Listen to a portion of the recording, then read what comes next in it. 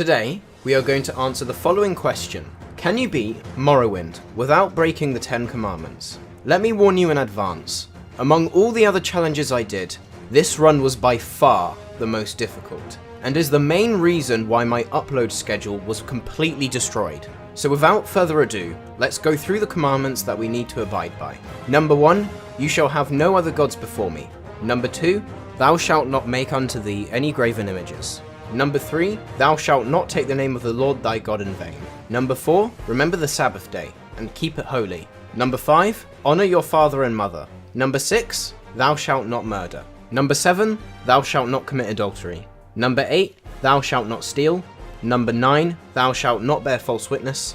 And number 10, you shall not covet. Now I'm going to translate these into some rules that we need to follow. Some of the commandments will be missing, because in the context of this game, they will be impossible to break. In the case of this challenge, we're not going to have any bonus rules either. And that's because this challenge is so difficult that these rules will be hard enough as they are. Number 1, don't intentionally benefit from anything linked to a false god. In the context of Morrowind, this means that we can't use anything related to magic, because magic is linked to a false god. Now notice that for this rule, I use the word intentionally. This is something I didn't incorporate in past challenges, but I feel like makes more sense upon reflection. There have been times in previous runs where our character would benefit from a piece of magic, but we never consented to these actions, so we can't really argue that we're the ones making the sin. In cases where our character has not consented to the action, we're not going to consider this a breach of the commandment. Number 2 is don't say the Lord's name in vain. Number 3 is rest for 24 hours on the 7th day. Now, with previous runs, there have been a lot of issues and debates over whether the Sabbath day should be Saturday or Sunday. So now you might be asking, which one am I going to pick for this run? And the answer is, I don't have to. Because in Morrowind, the day of the week is not specified, only the day number is. So in order for me to consider the day a Sabbath day, this means that all I have to do is rest on a day where the number is divisible by 7. So for once, we can hopefully have a run where people unanimously agree on when the Sabbath day is in the context of this game. We good? Good. Moving on. Number 4, don't say anything that dishonours your father or mother. Number 5, don't kill. Now, I have gotten complaints in previous challenges where I always want to go the extra mile and basically turn this into another rendition of a pacifist run, when in reality, biblically speaking, I should be only counting it in cases where it's not self-defense. I just want to reassure those who have given this critique before that in the context of this run, it will make almost no difference in terms of difficulty. The reality is, most scenarios will play out the same, regardless of whether we're allowing self-defense or not. Number 6 is don't sleep with a married person, or sleep with anyone while married. I have no idea if this is even possible in the game, because the game is so massive, for all I know it is possible to do. Number 7 is don't steal. And again, like in the first rule, intent matters. If our character doesn't intentionally commit theft, but is manipulated by someone into stealing something, then I don't consider them to be the one committing the sin. For example, if we're instructed to take an item under the pretense that we're legally allowed to, but we actually end up stealing due to them lying to us, the one guilty of the crime of stealing won't be attributed to us, but the one who instructed us to. That covers all of the rules, so let's start our adventure. I start the run, once again, by calling our character Christian. I also created a custom class of the same name with stats centered on stealth and speechcraft. This was so that we can use speech to avoid violent solutions and using magical abilities. There are also many parts of Morrowind where persuasion is essential, so speechcraft will be useful for this. I selected the sign of the steed, since it's only a spell that we can choose not to use. That way we're not gaining any benefits from any magical abilities we have. After we finish creating our character, the tutorial instructs me to pick up a dagger. However, after reading the note near the dagger, it seems like it belongs to someone else. So to avoid any risk of stealing, I don't take the dagger, especially as it won't be of much benefit to us. There is also a ring that appears in a barrel at the start of the game. I initially didn't pick it up for the same reason as before. However, I later found out that it belonged to someone called Dagoth. For this reason, I took the ring for the purpose of returning it to its original owner. This wasn't necessary at all, but it just felt nice to do. I used the Silt Strider to navigate to Balmora, and then I speak to Caius Cossades. He gives me gold to buy some armor, which I do, and then I start the quest to speak to Hasfat Antibolus from the Fighters Guild. He instructs me to grab a Dwemer puzzle box. This quest was not very difficult, as there is no point in the quest where I actually need to fight anyone. The biggest challenge was actually finding the box in the room while getting attacked by an enemy. But once I found where it was located, I just had to reload to a save where I had more health, grab it, and quickly leave the room before taking too much damage. Now for most items like this, they are quite old and are considered artifacts. For this reason, I'm not going to consider it stealing, but as archaeology instead. Once I escaped the ruin, I just had to run past some enemies to make my way back to Balmora. Hasfat gives me some notes, which I can then give to Caius, who then instructs me to head over to the Mages Guild, in which I'm given an instruction to retrieve the skull of Lilevil Andrano. We head to Adrano Ancestral Tomb. After locating the tomb with a bit of a struggle, I find the skull after dying and reloading multiple times. The tricky part of this tomb was that I had to navigate past a bunch of enemies in narrow corridors. After multiple more attempts, I was eventually successful in running down to grab the skull and then escaping. I then returned the skull to our quest giver, Shan Gra Muzgob. Then I return to Caius. After turning in this quest, it's here that I decide I need to figure out how to level up my character. We are limited in how we can level up, since we can't level up skills that involve attacking anyone. In theory, there are still some skills we can use to level up. To start with, I level up my acrobat skill, as this is the easiest one to level up, as I can repeatedly hop up and down some ramps. Or as one of the viewers called it, jumping for Jesus. I stop when my acrobat skill reaches around 50. From here, after some investigation, I decide that the best way to level up is to exploit the mercantile system Morrowind has. Essentially, the higher your mercantile skill is, the more it can be exploited, as you'll be able to buy an item for a certain price, and sell back that exact same item for a higher price. I found a couple items that I was already able to sell for 1 to 2 gold more than the original price by haggling, and every time I was successful in this, it would increase the progress I am making towards leveling up my mercantile skill. As the skill progresses further, I can sell more valuable items and make more money while leveling up the skill further. And the higher the skill is, the larger the gap is for the original price and the actual price I'm selling at. I continued doing this until my mercantile reached 25, I reached level 3, and I was at over 1,800 gold. I also rested on the Sabbath day during this period. I decide to return to this exploit later, as for the time being, this is enough to continue the quest of Caius. But this exploit ends up being really important, not just for the mercantile skill, but also because the gold will be really important later. I speak to Caius, who gives us more gold, putting us over 2,000, and then he asks us to speak with 3 different people: Adhirinair, Hugh Leia, and Meramilo. Look, there's barely any voice acting in this game, so for all you know, my pronunciation could be canon. We went to Adhirinair first. We run into a problem where they won't give us any information because they are worried about a census and excise agent that is coming after them. So we are forced into a dilemma where we either have to lie to the agent or kill them in order to get them to leave. This means that we'd have to break one of the commandments regardless, or would have to get a follower to kill them, which would be a massive grey area. In the end, I found an alternate path. It turns out, you can go straight to the census and excise agent and tell them the truth about Adhirinair. We never agreed to lie for him, so we aren't being untruthful to anyone in this instance. After we do this, we're seemingly locked out of continuing the quest. But in reality, if you raise the disposition of Adhirinair high enough, they tell you the information you need anyway. We then rest on the Sabbath day for the first time. We then speak to Meramilo in Vivec, and they tell us we need to find a book called The Progress of Truth. As it turns out, this book is sold by a character called Jabasha, who is right by Hugh Leia, the third person we need to meet. So I head over to the foreign quarter to meet Hugh Leia. We run into an issue where they are surrounded by Dunmer, who will get violent if Hugh Leia tries to leave. Thankfully, if we get the disposition of one of them over 80, they leave Hugh Leia alone, and we can escort them to Jabasha's rare books. They give us the info we need to give to Caius, and then we buy the book we needed from Jabasha downstairs. Since we have all the information we need, we return to Caius to turn in our orders. He says that he can't give us any more orders yet, but we can simply leave and re-enter the building to get the orders straight away. Our next task is to get information from Hassor for goodness sake, by offering him a gift. In theory, we can just raise his disposition instead, but since we are explicitly ordered to give a gift, it feels like we would not be truly obeying orders by doing otherwise, so we do the quest the intended way. We buy a book called The 5 Far Stars and give it to him. He gives us the information we need, and we go back to Caius. When we report to him, he explains to us the purpose behind all these quests, and that he thinks it's possible we fulfill the Nerevarine prophecies. He then orders us to visit the camp, as they are the heads of the Nerevarine cult. Now the question here is whether becoming the Nerevarine is actually considered blasphemy by making ourselves a false god.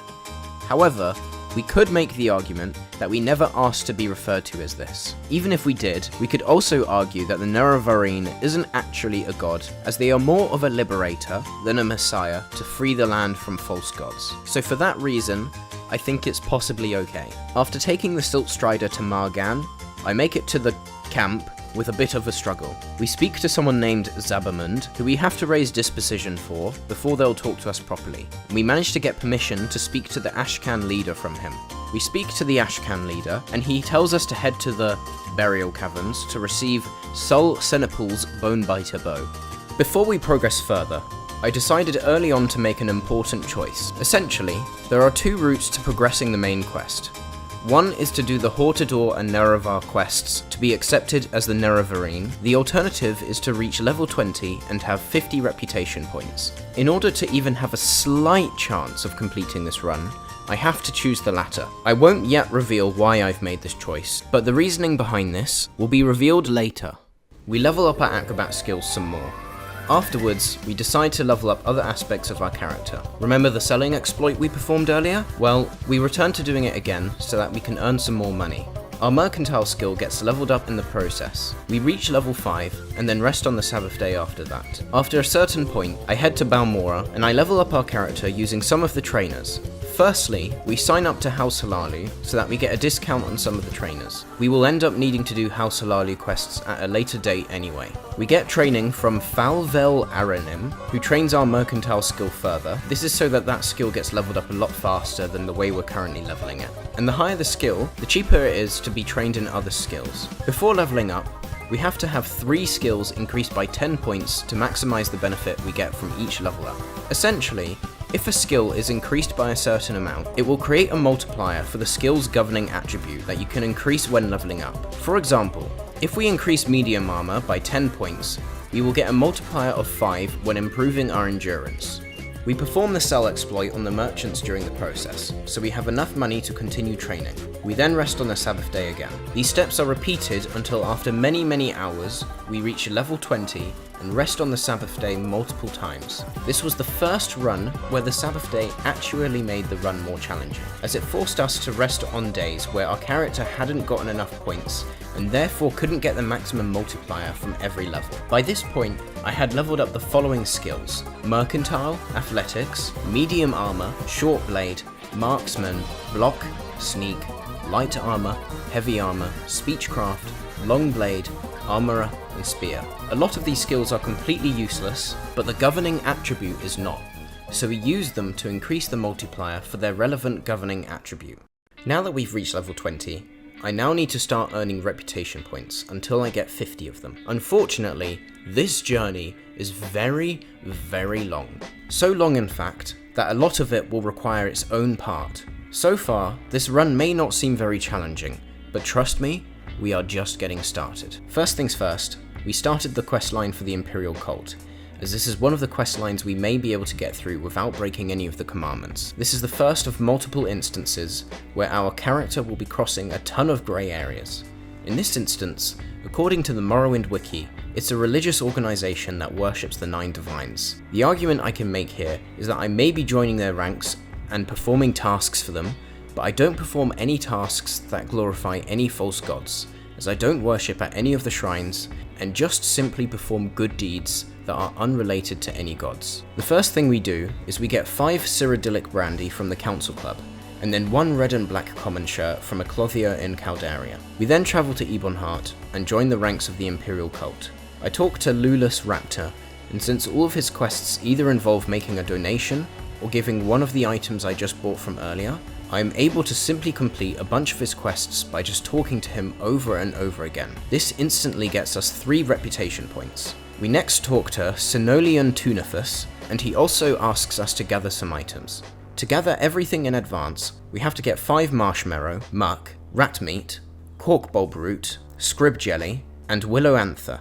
and then just 1 netch leather. After gathering all of those things, we return to Sinolian and are able to turn in all of the tasks he has for us all at once. From here, in order to progress further, we need to rank up. To do this, we need to increase the rank of a primary skill and then 2 secondary skills. In our case, we can rank up Speechcraft as the primary skill and then Unarmored and Blunt as secondary. We only needed to rank up Unarmored because Speechcraft and Blunt were already ranked up enough from the previous training we did. We return to Caius to rank up our Speechcraft and rest on the Sabbath day in the process.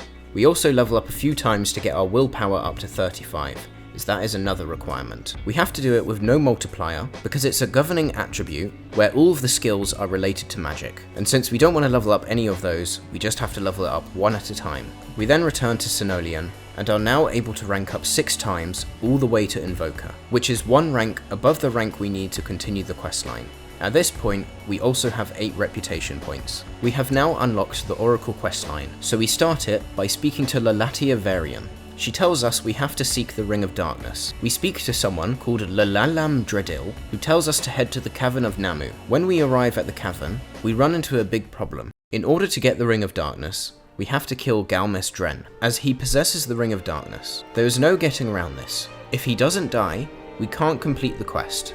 Unfortunately, there are so many quests like this, and not enough quests where you can avoid killing in order to get the 50 reputation points we need. So now, we've hit a massive roadblock, not just for this quest, but for a massive portion of the future quests we do. In order to continue the main quest line, we have to recruit some disciples. That's right, disciples. That's what we're calling them. Now to all the atheists watching this, I already know what you're about to type in the comments. Please, I am begging you, don't do it. Don't do it. Put the book of Exodus down. Close Leviticus. We are not doing this today. This is a wholesome, commandment-abiding challenge run. We are simply acquiring extremely voluntary disciples who have been spiritually persuaded through aggressive financial negotiations. Thank you in advance. I appreciate your restraint. I have literally sought every other avenue, but there was no other choice. We need to have some followers kill on our behalf. So we head to Tel Arun and recruit the following people. Forgive me for my pronunciations, but we have Esbaka, Manalan Sirius, Minelras, Ciralinde, Jadia, and Davina. I had to use the buy and sell exploit to have enough money to recruit them all. From this point onwards, we discover a large factor as to why this run becomes the most painful run I have ever done. And that's because followers are really bad at following. You'd think they'd be good at this, considering they're literally called followers. But sadly, that's not the case. They constantly get stuck, walk in the wrong direction, struggle to go up hills, and cannot swim a lot of the time. They also have to be close to you in order to travel through doors and fast travel via silt striders and boats. After some painful travelling, I managed to get the followers to follow me to Namu. We have to deal with some enemies before reaching Galmes Dren. The issue we have to figure out is that we have to prevent any of our followers from dying. We currently have 7, but even slowly just losing 1 at a time will lead to them all being gone way before we near the end of the game. To make matters worse, at least according to one of the comments, once a follower takes damage, their health never replenishes. I was not able to confirm this myself, but in order to prevent this from happening, I need to bait all the enemies into attacking me, so that the disciples aren't taking any damage. Eventually, after a couple save and reloads, all the enemies except Galmes were gone. However, we now have a problem where the followers won't go across the thin path in front of us. They would keep falling off the side and fail to follow it consistently. Eventually though, I discovered that if the followers are aggroed to an enemy, they'll perfectly follow whatever path they need to take in order to reach that enemy. But I actually found an even easier solution. I just let my followers wait outside, bait the enemy into following me to the entrance, and then get the disciples back inside. After that, they managed to dispatch of Galmes Dren without issue. I then head back and speak to John Hawker, and give him a Divine Intervention scroll, as it gives me another reputation point. Since we aren't using the scroll ourselves, I'm pretty sure it's fine. We then head back, and I drop the disciples off at Tel Arun. so they are in an area where it's easy for me to grab them again for the next quest they're involved in, and they also don't get stuck easily. We then return to Ebonheart, and turn in the quest for Nerevarine. And now, our reputation points are brought up to 11. Trust me when I say, we've got a long way to go from here. I've now been instructed to find the boots of the Apostle, so I fast travel my way to Gnissis, and then travel to Barandus from there. I run past all the enemies, jumping and dodging all the attacks I can. Then I grab the boots of the Apostle. We also could have spoken to someone called Amma Nin and given a scroll of divine intervention for another reputation point, but unfortunately, she is too high up for us to reach her without using spells, so this is not an option for us. After over 20 minutes of dying and reloading, I finally manage to run back out and escape without getting killed. We return to Ebonheart and return to Nerevarine and complete the quest. Next up, we need to rescue someone called Adusamzi Asurnaran. Jeez, man. And we also need to recover the Ice Blade of the Monarch. We travel to Telmora and use the exploit to get about 600 gold, since we were running out. I then go to collect my disciples, then fast travel to Dagoth. In order to get to our destination, I need to lead my disciples and make sure every enemy on the way is killed by them, otherwise they'll continue to chase us. Eventually, we reach Surrerolk. Jeez man, this is so difficult. I'm just gonna go with these pronunciations, like please don't judge me. We get our disciples to band together and fight their way through the cave. Not that I ordered them to or anything.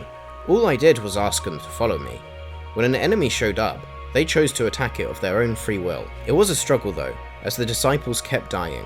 What I ended up having to do was enter the cave by myself, get an enemy to follow me to the entrance, then once I lured an enemy to the entrance, the disciples essentially gang up on him all at once. Once we took care of enough enemies, we had to deal with Lalaran Terrano. I did this by going into the cave by myself and luring him to the entrance like everyone else, but before calling my disciples over, I would repeatedly move in and out of the cave so he would keep casting a spell. I kept repeating this until he ran out of magicka. Ah! This allowed the disciples to take him down a lot more easily, as he couldn't cast any more AoE spells, and eventually they managed to kill him, and I was able to take the Ice Blade. I then lead the disciples out of the cave so that they're safely out of the way, and finish off the rest of the quest myself. I run past all the enemies, and find, you know, that person, and I give them the ring. My disciples then kill Urfsi Othran, and then I free the remaining slaves. This was completely optional, but I feel like I should do it anyway, because having slaves is wrong, and I would never do such a thing. Before I can progress further, I need to get some upgraded armor so I can tank more hits. So I take the disciples back to Tel Arun temporarily. Then after using the merchant exploit to make more money, I head all the way to Ghostgate by myself, running past any enemies I can along the way. I then purchase the glass armor that's in stock, and then use the merchant exploit to get back most of the gold I used to purchase the armor. I also purchased some repair hammers so that I can easily repair my items. We return to Nerevarine and turn in our quest for the Ice Blade. She then asks me to bring her the Scroll of Fiercely Roasting. I'm guessing she's just trying to get started in her rapping career. We then head over to a shrine called, I'm just going to call it Ashamalakalaka. After turning in the current quest, I reached 14 reputation points. We find the shrine, and there is a section that is designed to only be accessed through levitating. But thankfully, our acrobat skill was high enough for us to get there, and then I collect the Scroll of Fiercely Roasting, and thankfully we can leave without needing to kill anyone as part of the quest. I turn in the quest, and we start the quest to retrieve Skull Crusher. I end up training my security skill to 50 using a trainer, as it's important later on. Unfortunately, it wasn't that simple, because my governing attribute, Intelligence, was not high enough. And since I didn't have any other skills that I was allowed to train, I had to just increase the governing attribute by smaller amounts through leveling up without the full multiplier. We rest on the Sabbath day a few times as well. Eventually, I get my intelligence to 51 and our security to 51. We also got other skills and governing attributes leveled up with an actual multiplier, just to make sure the levels weren't wasted without the skills maxed out as much as possible. I then head to retrieve Skull Crusher. The quest instructs me to consult someone and go through multiple steps, but in reality, I can just go straight to the tomb where the Skull Crusher is located and skip all of that. I fast travel to Sadrith Mora, and then I find Omaran Ancestral Tomb. Inside the tomb, there is a lot of enemies that I need to run past, and I have to try avoiding getting killed. After some wandering about, I come across a door that is right behind an enemy. The door is trapped, so I have to quickly disarm it before I can head through, and before the enemy kills me. I then find a forge and jump on top of it, and then drop down onto the chest that contains the Skull Crusher. I then disarm and lockpick the chest and retrieve the Skull Crusher. I then head back and rush past all the enemies so that I can exit the tomb. We then turn in the quest to Nerevarine. The next questline I can do, in order to gain reputation points, is the Mage's Guild questline. This is because, again, we are limited in terms of options, and there is quite a lot of quests that you can do for this guild without breaching any of the commandments. So I speak to Ajira and start the first quest. There is a bunch of items I need to collect, and since there is loads of items I need to collect over the course of multiple quests, I decide to gather all of them in advance so I don't need to move back and forth. I won't go over each and every item I collected, because frankly I've lost track, but I essentially grab different types of mushrooms and flowers, and a ceramic bowl. After I get all the items I need from vendors at multiple different locations, I turn in the first collection quest to Ajira. We come across a bit of a moral grey area here. In order to progress the questline further, I need to plant a fake soul gem in someone's desk. This is a form of deception, and is very close to lying. However, I do not count this as lying, since I'm not making a false statement. I am just placing an object into a desk. Lying is a form of deception, but there are multiple forms of deception, and this is a different type. Is what we're doing morally wrong? Yes, absolutely. Does it break the 10 Commandments? Nope. And that's all that matters, really. I don't see why anyone would think that morals are relevant for this challenge. What's even funnier about this quest is that it implies that I need to take the real soul gem after putting the fake soul gem in there, because otherwise how will they actually be deceived? But taking the real soul gem, which would actually be considered stealing, isn't actually an explicit requirement to complete the quest. This means that not only can I leave the real soul gem in there to avoid stealing, it means I can also deliberately do a terrible job of deception, because the person of who we're trying to deceive will see 2 soul gems in there instead of 1, and immediately suspect that something is up. So that is exactly what I do, and I tell Ajira I did exactly what she asked of me. The next quest to turn in is the flowers we already collected, so we complete that straight away. Next is the ceramic bowl, which we also collected, and then we reach a quest where we have to investigate some stolen reports. I managed to find the first and second quite easily, and then I turn in the quest to her. We hit another moral grey area. We can't continue without ranking up our character further, and to improve our Mage's Guild rank, we have to rank up skills that are related to magic. Since this is a big quest line, doing at least some of this quest line is mandatory in order for us to reach 50 reputation points, as there aren't enough other options. I decide that the best and only path forward is to train my alchemy skill. This is because all of the other skills result in you using magic during the training process most likely, whereas alchemy is arguably a form of cooking that sometimes is used to develop magical items, and sometimes is just used to develop normal things. I speak to a guy named Galbadir, and I use him to train my alchemy all the way to 15. I then rest on the Sabbath day, and return to train my alchemy to 25. This is enough to rank us up to a journeyman, and Rannis can now give us our next quest. We are given the assignment to convince someone named Lalara Beroloff to join, or we have to kill him otherwise. And we also have to collect 2,000 septins from someone named Manwë, otherwise we have to kill her too. Killing is not an option for either of these people, unless we get our disciples involved. But thankfully, we don't need to resort to that. We head to a place called Salapand, and I speak to Lalara Beroloff. I bribe him so that his disposition reaches over 70, and I ask him to join. Since his disposition was high enough, he joins without arguing, and we don't have to do anything further with him. I then head to a nearby place called Punabi, and I run past some enemies to find Manwë. She initially refuses to give the 2,000 septins, but using the most fantastic logic I have ever seen, I bribe her with 10 septins, which instantly makes her like me enough to be willing to pay 2,000 septins. Maybe this will refresh your memory. I don't know, it's still kind of hazy. How about this? Yeah, I remember him. I used to see him around. Why do you want to know? I can't tell you that. Well, maybe this'll help. I really don't think I should. Yeah, you still don't think so? Alright, his name is... I then returned to Rannis and turned in both of the quests. All of this improved our reputation by a whopping 1 point. It took just over an hour and a half to get that 1 reputation point. And if you think this is just a stroke of bad luck, it's not. Please assume that whenever I am earning reputation points, I am just giving you a very short summary of what's occurred so that I don't bore you to death. But in reality, it's hours and hours of footage behind the scenes. We're now asked to stop an Argonian from doing unsanctioned training. We speak to the Argonian, called Only He Stands There. He makes an offer to pretend that he stops training, and I lie on his behalf in return for him training me. I can't do this, since it's against the commandments.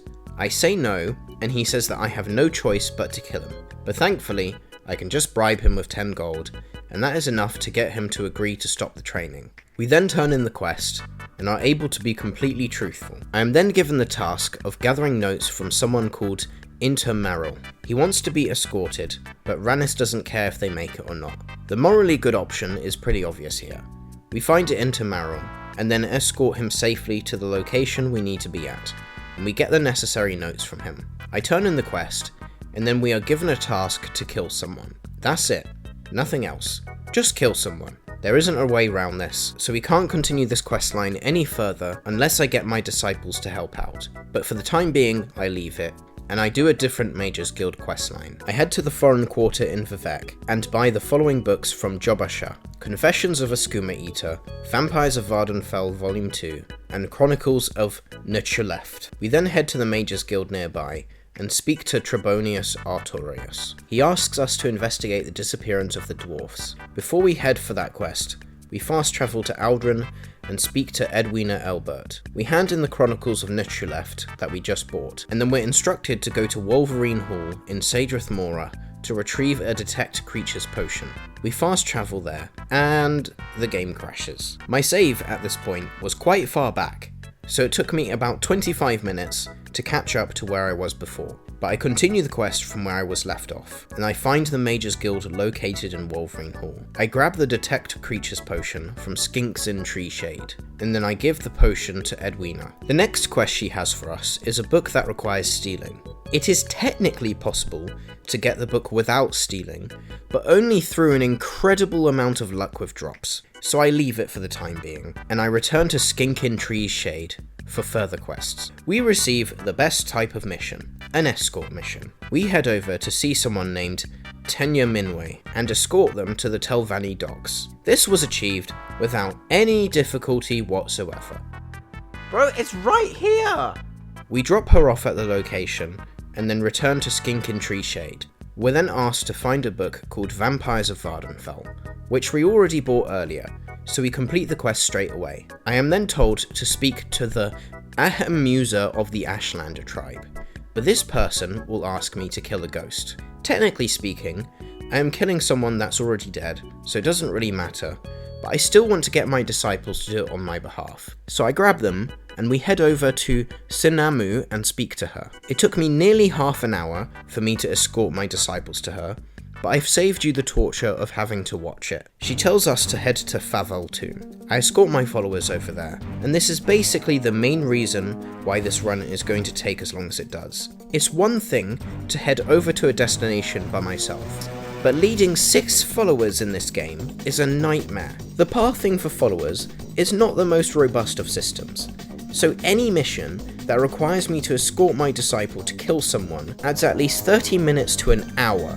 to a journey that should only take 7 minutes. Because they aggro to basically every enemy, we are basically forced to kill anyone that attacks us, or reload and take a different route if they're too strong for us. But eventually, after much torture, we make it to Favel Ancestral Tomb. We speak to Minna Bibi, the person we're supposed to find, and we're asked to take care of an angry ancestor. In other words, the ghost that we're meant to kill. We get the disciples to kill some enemies, and encounter the ghost. Now the problem is that we don't have magic to kill the ghost with, and all of our disciples have no armor and weapons. And since these specific followers can't equip armor and weapons, we don't have a way to use magic against this ghost. This would be a problem, if not for the fact that, unlike other Elder Scrolls games, non-magical weapons work just fine against ghosts.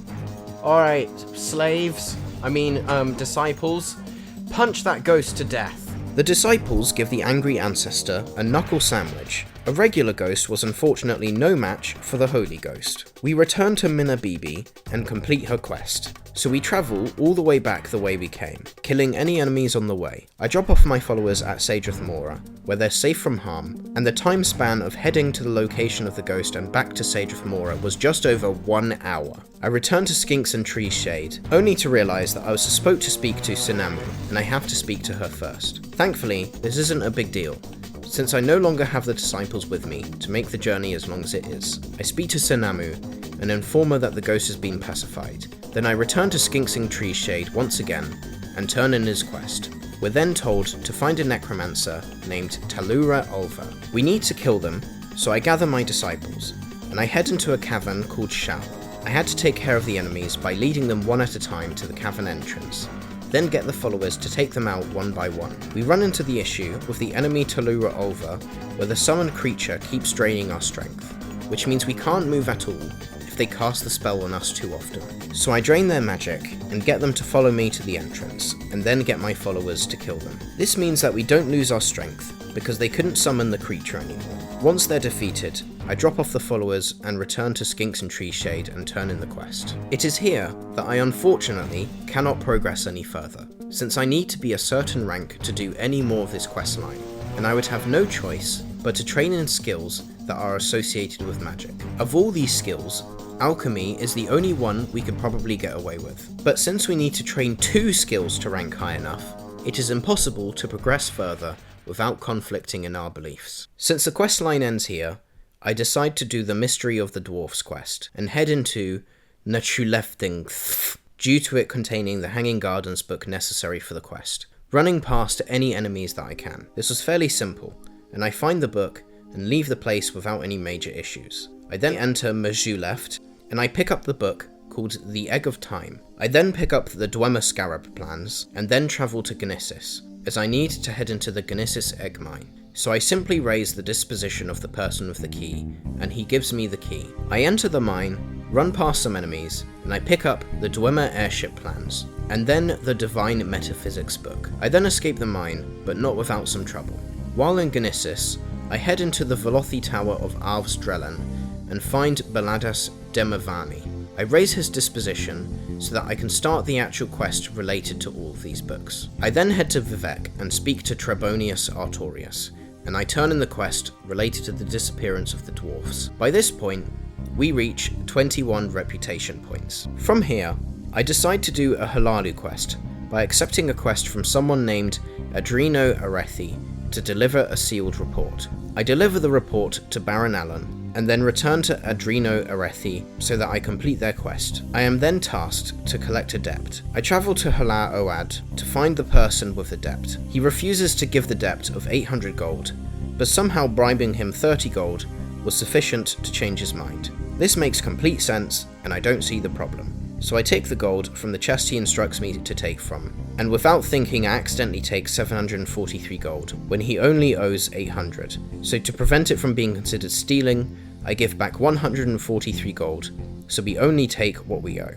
On the way to returning back, I rest on the Sabbath day. I then turn in the quest. Our next job is to escort someone named Tarvyn Farron. I don't actually complete this quest, because this person becomes important for us later on. I find him and get him to follow me, except I don't go straight to escorting him to the location he wants. Instead, since he's a temporary follower, and also a merchant, he's one of the few NPCs that is able to equip any armor and weapons you give to him, so we will need him for a while, but don't worry, I'm sure it won't last long. I then decide to travel all the way to Ghostgate, and I speak to Dranos Lervu, and try to get some glass armor. Unfortunately, since they equipped some of their own glass armor, it becomes impossible to unequip and can't be sold, so I have no choice but to settle for chitin armor. I then return to our new disciple, and sell him the armor, and he automatically equips it as a result. We also give him Skull Crusher, which is a very powerful weapon. I then speak to Nileno Dorain and find that I am eligible to rank up to Oathman for House Halalu. The next quest is a massive roadblock We essentially are ordered to disguise ourselves as someone and retrieve orders from House Redoran, then deliver the orders back to Nileno Dorain. Although they don't explicitly use the word steal, we are essentially stealing orders that aren't ours. Since this mission is blocking future quests with reputation points, I need to find a way around this. So I end up accidentally on purpose getting myself caught in order to mess up the quest in the hopes that it gets skipped. At first, all that does is get everyone to attack me and it doesn't progress the quest. But then I manage to do something that causes the quest to update and have the person suspect me. To my shock, this actually works and causes the quest to be skipped. The next quest is to go to the shop of Orain Furnace and take the notes that are there. This is another quest that is stealing, but weirdly enough, the language specifically given to us never uses any terms that implies this. Unfortunately, I decide that the morally grey route is to have her defeated by our disciples rather than me try to steal from her. This is to see if this also skips the quest at all. So I painfully get my followers to follow me, and then I enter her shop with the followers. Now, I don't believe in attacking first, because if we attacked her first, then that would be murder. But that said, I may have just been a little bit irritating to her, but for whatever reason, she decides to attack me completely unprovoked. Thankfully, my disciples honourably defend me like the heroes they are. So since I never attacked her, and the others only attacked her in defense of me, I didn't kill her, and the disciples didn't murder either. To my shock, this also worked. This advanced the questline without me having to take anything from her. Nileno then tells me I need to destroy someone's wealth by killing the queen in the Ananias egg mine. I travel to Saran and speak to someone named Sergio Avon Oran. When I inform him of Nileno's plans for the queen to be killed, he offers to pay me 1,000 gold to leave the egg mine alone. Since I was just given orders, but there wasn't a point where I explicitly agreed to follow them, I agree to this, but I then proceed to bribe him back with 1,000 gold, so that I can do the pacifist option and not do it for the purpose of financial gain. I return to an angry Nileno, but giving her 10 gold seems to put us on good terms again. I am then tasked to convince some alchemists to only buy guar hides from House Lalu. I find someone named Rolassa Oren and bribe her 10 gold, which convinces her to buy hides from House Lalu. I then return to Nileno, who is probably glad that we didn't butcher one of her quests this time. I then get promoted to the rank of lawman. I then have to deliver a scroll to someone named Bevail Tenoran. So I travel to Aldrum, find her and give her the scroll. Then I return to Nileno and complete the quest. I then have a quest where I have to kill someone. We do a bit of talking, and after doing some research, and based on the conversations given, it is significantly more likely that Thanalan Velas is the one that commits the murder. So I grab the disciples, rest on the Sabbath day, I then taunt the likely murderer, and then for some reason they attack me out of nowhere. So my disciples take care of her in order to complete the quest. I then head inside the council club as part of another quest, and in the process I provoke a few people, in which they suddenly get hostile for whatever reason, and my disciples had no choice but to interfere and kill them. These people were Sovor Trandel, Vedusa Sathron, Marassa Aran, and possibly others, but I don't remember. But the disciples kill them all. I return to Nileno and inform her that Thanalan Velas has been killed. She tasks me to do one of two things, with the option to do both. Convince Canctonian Ponius to buy ebony from them, or kill Darn's Tedelan. It's obvious which one is the better choice here.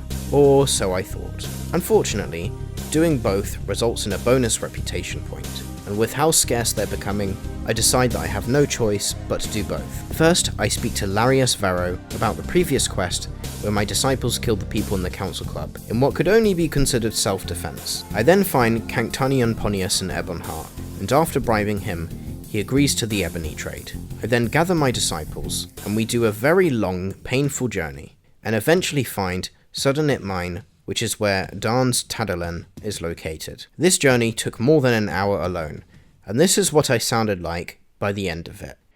This is the place. This is the bloody place. Jeez! We find Darn's and proceed to make him angry, and then for whatever reason he decides to attack us. He proved to be quite strong, so I just ran ahead of the disciples so he'd use all his lightning spells on me before they all arrived. which allowed them to finish him off without much trouble. I then have a much easier time travelling back compared to arriving, since most of the enemies on the way were killed, and it only took me about 10 minutes for the return journey. I drop off the disciples at Alderaan, then I turn in the quest to Neleno to get 2 more reputation points, putting my total reputation points at 26. In order to be promoted to a higher rank in House Salalu, I need to get sponsored by Crassius Curio. We speak to him, and he agrees on a certain condition. This is the only way to progress, and since we have no choice, and also nothing is actually exposed per se, we agree to his conditions. Let's just say that what happens in Vivec stays in Vivec. He then instructs us to speak to Odra Helvi in Caldera. We head to them and start their quest to deliver sealed orders to Tennessee Ladry and to not open them. Now the issue is that these orders are fairly corrupt according to the wiki, so I thought about delivering it to Crassius Curio instead, but he says he'll perform some forgery, which is also morally grey. So I give the orders to Baron Allen because he doesn't say this, and it seems like the least corrupt answer. Now that I've finished the quest, I meet the requirements to continue the next quest line. So I speak to Crassius Curio, and he again tells me to speak to Odral Helvi in Caldera. I speak to them, and they aren't too happy about me delivering the orders to the wrong person. However, they still allow us to do more of their quests, and I need to find some stolen mining contracts. We speak to Almasa Damori, who stole the mining contract. We have to bribe her so that she admits to doing it. We take the contracts, since we are technically retrieving and returning stolen property. However, once I hand over the contracts, I have no choice but to tell the truth, as the other option outright says the word lie. This increases our reputation to 27. We're now ordered to swap some land deeds with another. They are fake ones, but the quest giver does not explicitly say they are fake, so we could argue that we aren't aware that we are doing the sin if we perform it. We are forced to do this quest because we can't reach the necessary rank from Crassius Curio until after we do it. I try to do the honest thing by giving the land deed to Crassius Curio. Unfortunately, we can't do it this way because it means we'll have to explicitly lie to Odra Helvi in order to do so. Unfortunately, we have no choice but to do what Odra Helvi says. However, I am about to justify this, using the most insane mental gymnastics that I can. Since they don't tell us that they're fake, it's plausible that we think we are actually replacing the land deeds due to them having an error. Yes, they have told us lies in the past, but I'm sure that some of the work they do is legitimate, so it is feasible that us deciding to do what we're told could be done with honest intentions. So therefore, we head over to where the land deeds are. We replace them, thinking we are doing the right thing. Then all of a sudden, the lady nearby calls me a filthy swit and threatens my life. Like any reasonable person would do, I leave the area to escape the threat to my life. Then we speak to Odral Helvi again, and we tell them the truth, which is that we did what they said. With this done successfully, we're then tasked to collect rent and taxes from some farmers. We have the option to straight up give out of our own pockets, but unfortunately, it's phrased to specifically ask if we took the gold from the people we mean to collect from. So we can't donate it ourselves, because we'd have to lie about where it came from. We speak to Lovin Andus, who is located near Pelagiad. He states that he doesn't have the gold, but I can take his guar as payment instead. The name of this guar is Corky. However, instead of selling him, I decide to keep Corky and make him our 8th disciple. My justification here is that I've received equivalent payment from Lovin Andus, so if I give the gold to Odral Helvi from my own pocket, I'm essentially doing the equivalent of purchasing Corky myself, and therefore, the gold I give to Odral Helvi is what would otherwise belong to Lovin Andus. This was not necessary to do at all, since I don't actually need Corky for this run.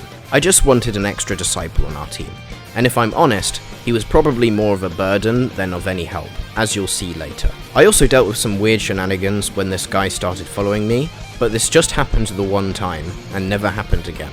After I do the necessary collections, I get Corky to reunite with all the other disciples, and he officially becomes the only guar to convert to Christianity. Then I return to Odral Helvi to give them the gold. I am then tasked to deliver a shipment of ebony to Drinar Varion in Alderaan. Instead of doing what they say, I travel to Vivec and speak to Crassius Curio about it, and it gets revealed to us that Odral Helvi is being unlawful about this. So we get told to take the ebony to Segunivus Mantedius at Fort Buckmouth instead. So I do this, and also tell the truth about the orders we received, and also tell the truth about who we are meant to deliver it to.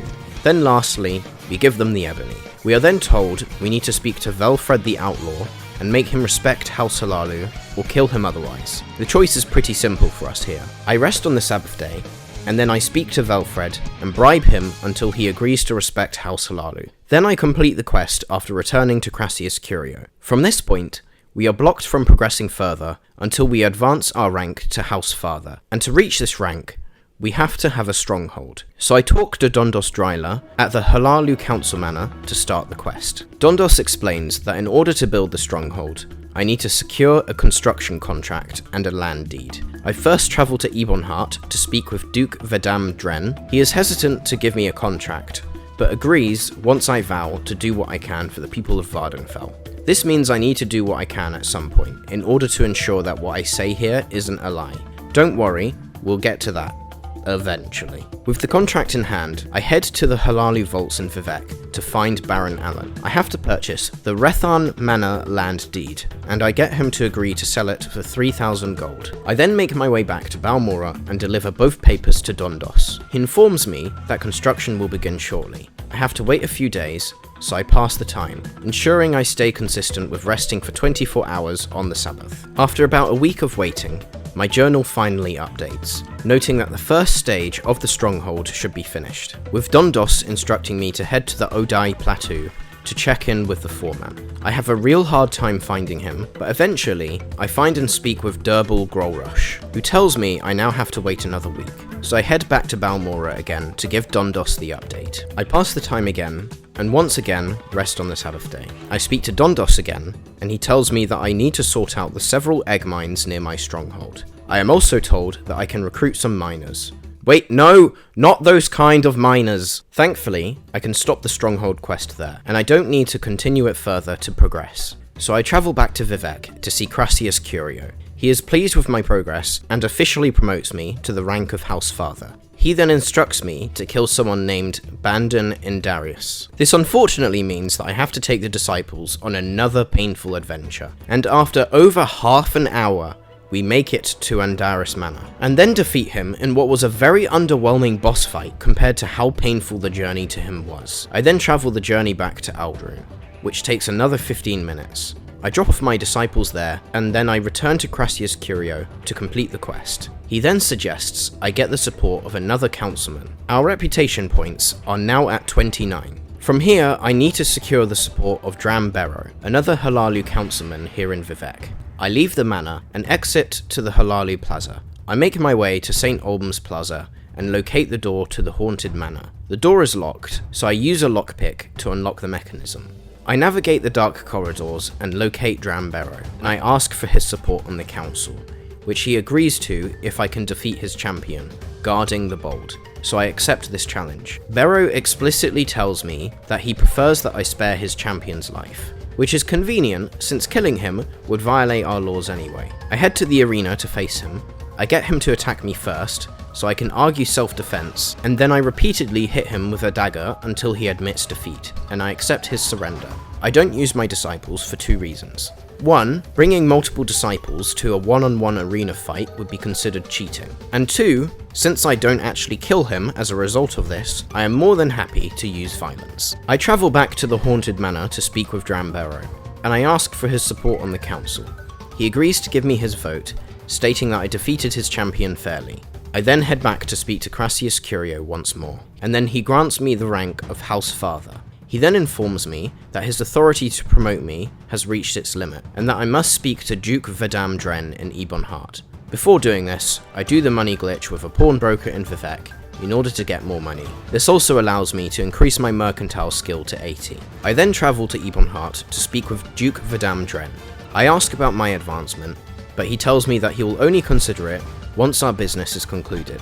He explains that we must find a way to control the Ordinators. He tasks me with convincing Archcanon Thola Saryoni to put a stop to their zeal. He gives me the key to his quarters. I travel back to Vivec and enter the High Fane. I use the Archcanon's private key to unlock the door to his quarters and approach Thola Saryoni. He tells me to leave, but I ignore his dismissal and engage him in conversation. I ask him about the control of the Ordinators. He admits that the Ordinators have failed in a recent mission. He tasks me with retrieving the robe of St. Roris from the cavern of Asimanu. If I succeed where his soldiers failed, he agrees to speak to the necessary person on my behalf. I travel to the Bitter Coast region and locate the cavern entrance of Asimanu. I head inside, and I find a chest which is trapped and locked, so I disarm the trap and then lockpick it. I open it to reveal the robe of St. Roris. I then escape the cavern, and I return to the High Fane, and speak with Thola Sayoni. I tell him the Ordinators have failed. He accepts the robe of St. Roris, and agrees to speak to the necessary person. I then head back to Ebonheart, and speak with Duke Vidamdran, and I complete the quest. So I then speak to him in order to advance my rank, and he tells me that I deserve the Councilman rank. He then says, in order to be a councilman in anything other than name, I must gain control of the Kamona Tong from his own brother, Orvastren.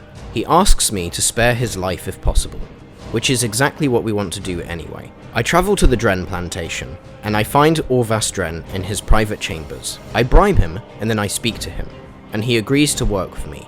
I reach 30 reputation points at this point, and I then return to Duke Vidamdran, and he names me as the Grand Master of House Halalu, and I also get my reputation points to 31. In order to gain more reputation from here, I need to do the Morag Tong questline. Even though it is a guild of assassins, as long as I don't kill anyone myself, I think I'm in the clear.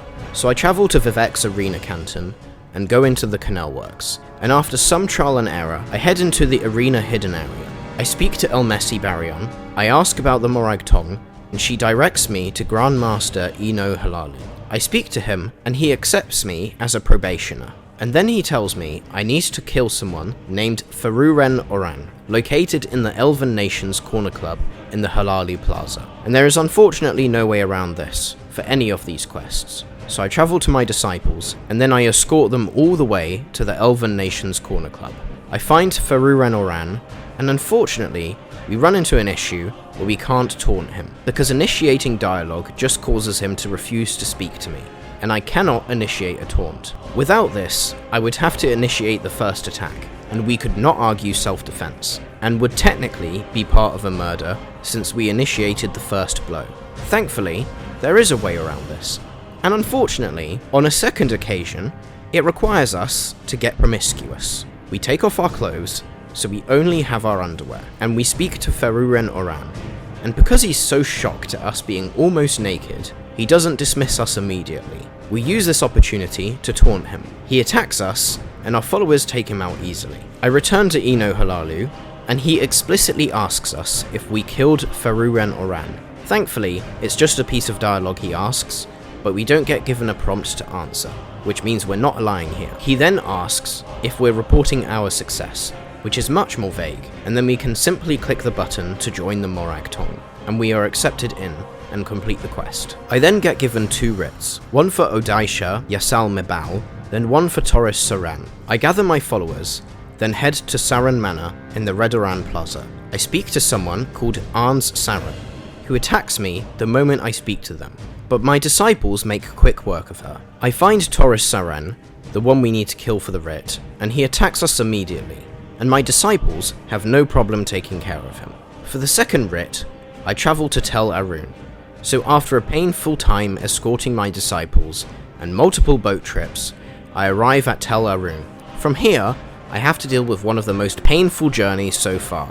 I have to escort my followers across some water. It turns out, Corky is pretty terrible at swimming, and often goes into the most unhelpful places possible. I honestly think that people in torture chambers are let off lightly, because we have a very dangerous tool to use for torturing people that would make anyone go insane, and that is trying to escort these damn followers across water and complex terrain. After some pain, I finally get my disciples across. We arrive at Odaisha's yurt. Odaisha attacks us, but my disciples defeat them with ease. This means that both writs are taken care of. Unfortunately, this was the easiest part. Little did I know that taking the followers back would be way more difficult than it was getting there. I had to take so many attempts to get them to follow me, because Corky would keep wandering off. Corky seemed adamant on doing the exact opposite of what I tell him to do. I end up taking over 40 minutes on the stream to do it, and by that point, I still hadn't gotten him over to the other side, and I actually had to stop this stream to stop myself from going insane. When I tried again, eventually the torture became too much, and I ended up deciding to take a longer land route instead. This takes a long time, but at least we know that it will lead us somewhere without as much back and forth. During the journey, the Sabbath day comes, so I rest for 24 hours. And I also level up to level 35 in the process. And after about 50 minutes total, we arrive at Voss and travel back to Vivec. I return to Eno Halalu, and I turn in the quests, and I rank up to Blind Thrall. I then get given a writ for Serene Sadus, then another writ for Ethal Seloth and Idroso Vendu. I then check my reputation and confirm that it's at 32. And then I realize that one of the targets they tell me to take out next are essentially very close to where my previous targets were. This makes me lose my mind even further, because that would require me to travel all the way back and forth multiple times. So instead of doing this, I decide to load from an older save from before I travelled back to turn in the quest. And from here, my plan is to directly go to the next target, Serene Sadus, who is located near where I already was. This means that I will get negative disposition for trying to do the writs before I'm actually given the quests for them. But as long as it doesn't affect my reputation points, that isn't my problem. I make my way to Zain Terrari Cavern. After some difficulty navigating, I find the cavern entrance, and then my disciples fight their way through. Eventually, they defeat Serene Sadus, and we fulfill one of the writs, and then I rest on the Sabbath day again. It takes me almost 40 minutes to return to Eno Halalu. I report the deaths of Odaishai Yasalmibal, Taurus Seren, and Serene Sadus all at once. As I hoped, they still credit me with the writ for Serene Sadus, even though I killed them in advance. The only consequence was losing 10 disposition, which I quickly fixed by bribing them with 10 gold. The key thing is that I still get the necessary credit for the writs. The remaining writs are for Ethal Seloth and Idrosu Vendu. Both of them are located in Vivec, so this makes this much easier to achieve. There are also other writs that are done in Vivec, so once again, I am going to do all of them in advance. I gather my disciples, and then take them to the first person they need to take care of. We find Garil Retharan in the Flowers of Gold Corner Cub. He's not immediately hostile, but I taunt them. Then they mysteriously get aggressive out of nowhere. My disciples come to defend me, and they make short work of him. Next is Galassa Uvain in the Halalu Treasury. Once again, I taunt her, and she gets aggressive too. Thankfully, my disciples have my back, and take care of her too. I don't understand why everybody's being so rude to me lately. Then we come for someone named Mathin Bemis, located in the Halalu Ancestral Vaults. Unfortunately, this one was far from simple, as he, along with every other NPC there, becomes hostile to me. My disciples have a difficult time dealing with him, and continue to die after multiple attempts. This becomes so frustrating that I almost give up. But then, we end up getting very lucky. I lead Mathim to the door, then I get my followers to come in, and this time we're able to trap him in the corner. We get lucky enough that the other NPCs are fixed on me and don't bother the disciples. And then finally, they defeat him, so I quickly get us out of there. I then confirm that all the disciples made it safe and sound. Unfortunately, despite them all surviving, there is a bug where 2 of the followers are stuck and not following me. I believe because they were still aggroed to the other room somehow. They would teleport if I entered a new area, but they'd still be stuck. The only way I could fix this was to taunt a random NPC and they start a fight. This breaks the disciples out of their stuck animation. Unfortunately, this means this poor stranger ends up being killed by those disciples. But hey, they started the fight. The guards obviously agree because they don't arrest me either. We then head into the temporary Telvanni house. Inside are Ethal Seloth and Idrosu Vendu. I speak to Idrosu Vendu, and they also mysteriously get aggressive with me.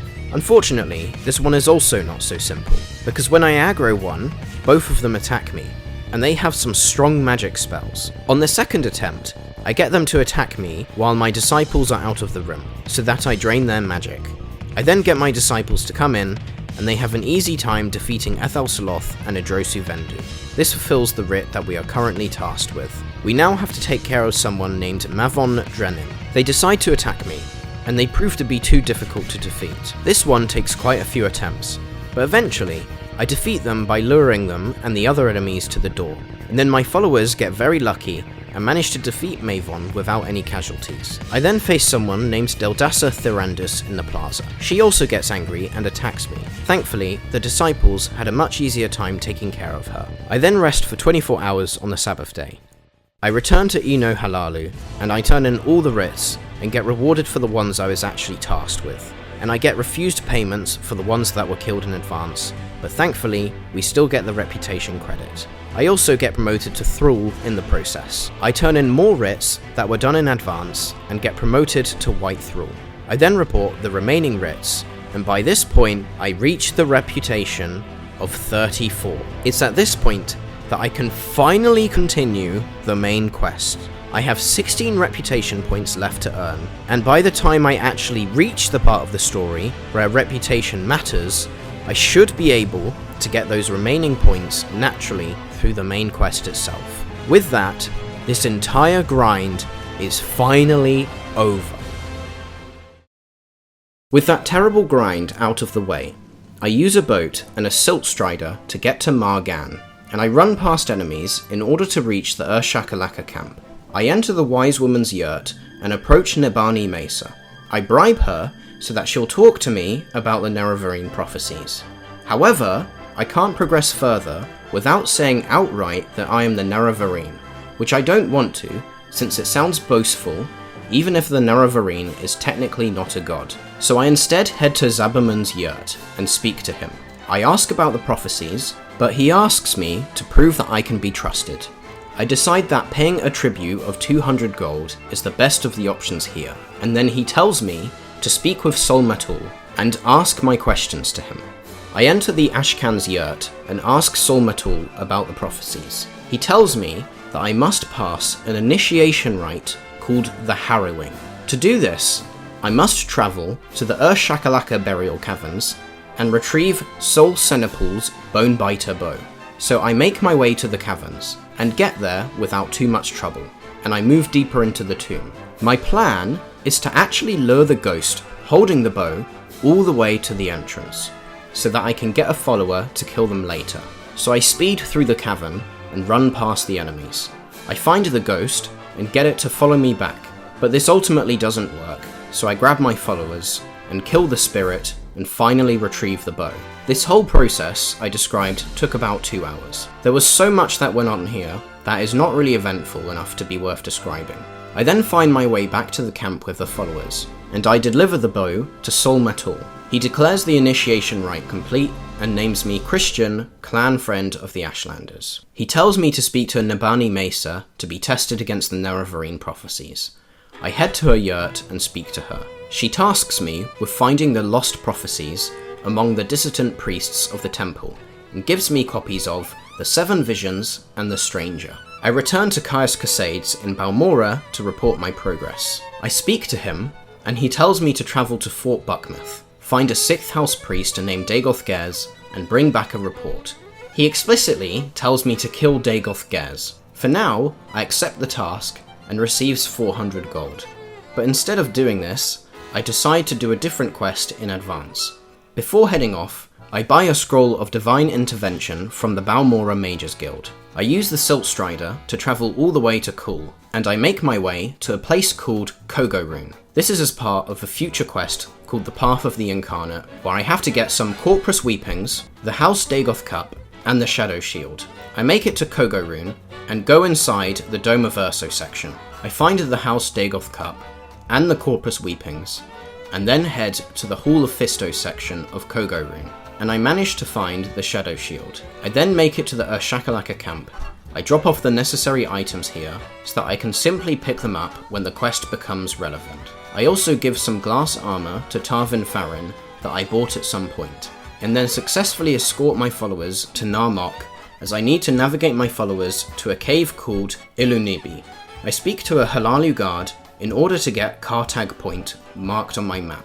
We make our way to the cave entrance, and we find the cave without too much effort. I use my followers to attack the enemies in our way. This includes a Dremora Lord and a Skeleton Champion, who proved to be quite difficult. I then face Dagoth Gers himself. Dagoth Gers? I then face Dagoth Gers himself. and he actually turns out to be very easy to defeat.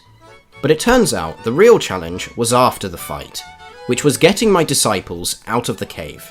You see, there is this slope that the disciples keep falling off of. It seems completely impossible for them to get out, as you need to jump to even get up, and I tried for a very long time. Eventually, I figured out that the best way was getting them to follow me as far as they're able to reach, then quickly jump up and run to the cave exit myself so that they teleport with me. This works so that I'm able to travel back to Balmora via Gnarmok and Alderun. In the process of killing Dagoth Gers earlier, I got the Corprus disease, so I now need to find out how to cure it. I speak to Caius Casades, and he tells me to find a Telvanni wizard called Dvaith Fear, as he specialises in the disease. I managed to arrive there by travelling to Sadrith Mora and swimming across the ocean to Telfear. Unfortunately, we have a big problem. In order to reach the study, where Dvaith is located, I'll need to levitate to reach him. Unfortunately, I can't do this, because using potions or any kind of magic to get the levitate ability will breach one of the commandments. My normal jumps are also not anywhere near high enough to reach the top. And this is where many in the comments section said from the very beginning that this would likely be where the challenge officially fails. I drop as much of the stuff in my inventory as I can, and this significantly improves my jump height, but it's still not quite enough to get to the top. But at some point during my attempts to get up, I discover that there are a few places where my character gets stuck. This means that in theory, I could find a spot to get stuck on, then jump freshly from that new spot to get the remaining height needed. I attempt this for a solid 15 minutes non-stop, just trying to get up in any way I can. Eventually, after multiple attempts, this happens.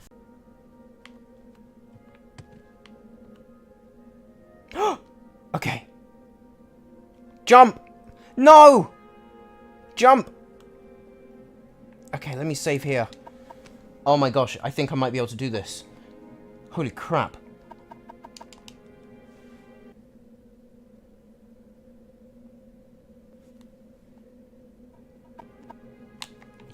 Oh my gosh! I got up!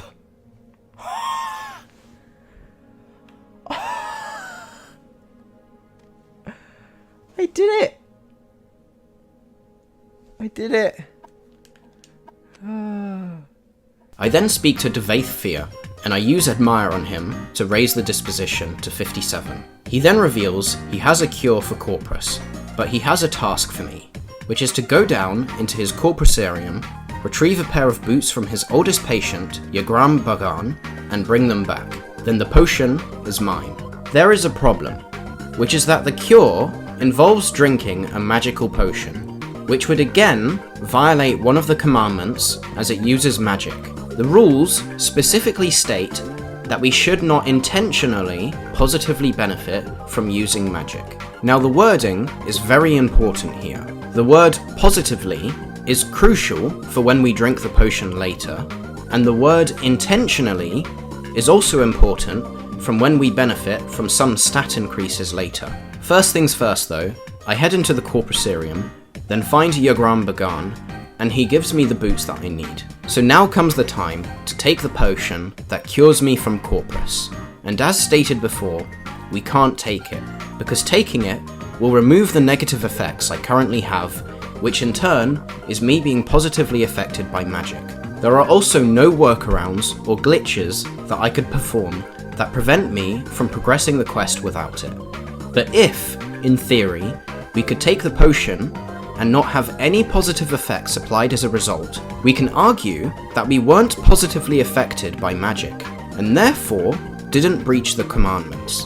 The first thing I tried was to use a glitch that I found from a comment on Reddit, where for the stats that are supposed to have the negative effects removed, there is a bug where if that same stat is temporarily fortified while you're being cured of the potion, the negative effects do not get removed and you actually keep the negative stats. This would have been acceptable, although would be a pretty big grey area, due to the fact that we'd have to be temporarily benefiting from the magic during that process.